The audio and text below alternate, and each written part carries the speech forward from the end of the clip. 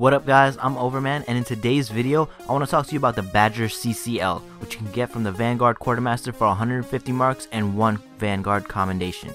What makes the Badger so special is that it's got the highest impact of any scout rifle in the game. So let's take a quick look at the upgrades. So for the first sight, we have red dot OAS. This is a nice red dot sight, and it's the one I go with because it's nice and clear. It also provides the highest stability of all the sights. Next we've got ranged lens, which is a nice scope for mid to long range firefights. I do enjoy this one a lot myself when I'm in those situations. Finally we have true sight IS. I just don't like this one aesthetically, but of course that's just my opinion. I recommend just picking a sight that you find easy to use, as the stats don't make too much of a difference in my opinion. So the first bonus that you get is luck in the chamber. One random bullet does considerable bonus damage. This is okay, but it's pretty random, and there's no way of knowing which bullet is the lucky bullet, so don't miss. First up in the middle tree, we have single point sling. Switch weapons faster, move quicker while aiming. This can be pretty useful in the Crucible, but I don't use it much in PvE. Second, we have send it. This maxes out the Badger's already great range. This is a useful upgrade for doing more damage in some long range situations, like when fighting the Devil Walker, or you fight that tank on Mars in the Valista Arc Strike. However, since the Badger's already got great range, you don't really benefit too much from using it in normal situations. Finally, we have my personal favorite, which is Flared Magwell. This increases the weapon's reload speed.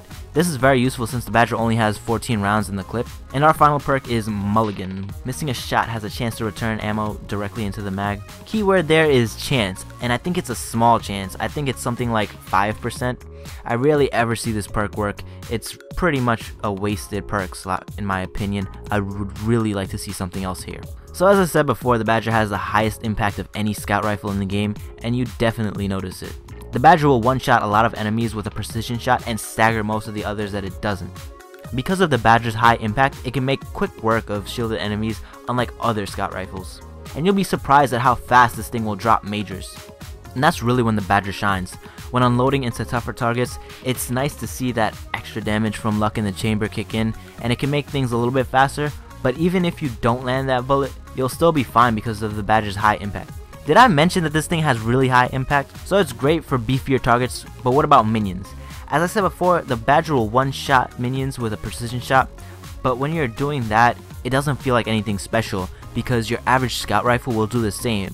And since the Badger only has 14 rounds in the clip, it can't kill as many minions as something like another NITC. However, you don't notice it too much because of Flared Magwell, since you can reload the weapon so fast and get another 14 round clip to fire. Overall, I think the Badger is a top tier PvE weapon. Now when I first took this thing into Crucible, I expected to hate the Badger because of its lower than average rate of fire for a scout rifle, but actually I really enjoyed this weapon. If you position yourself correctly, you can rack up a lot of kills with the Badger.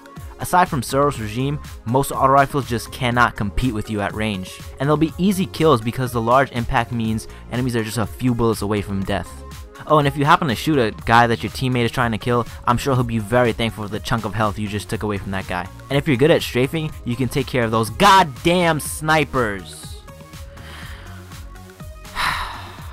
But word of advice, don't take the Badger into close range situations because it's just very hard to do well with it like that. Instead, let your special weapon handle that.